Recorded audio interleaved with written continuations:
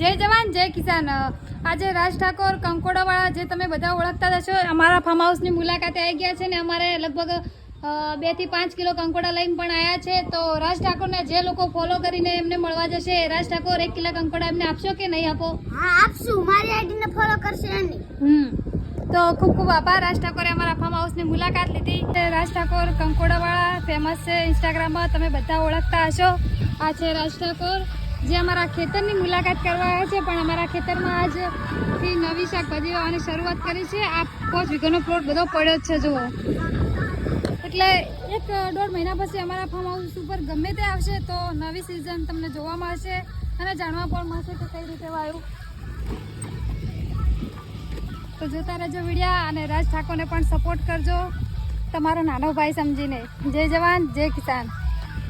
રાજ ઠાકોર પણ એક ખેડૂતના દીકરા છે, એટલે અમને પણ ટ્રેક્ટર રાખવાનો બહુ શોખ છે અને આજ અમારા ઘરે ટ્રેક્ટર રાખો છો જુઓ।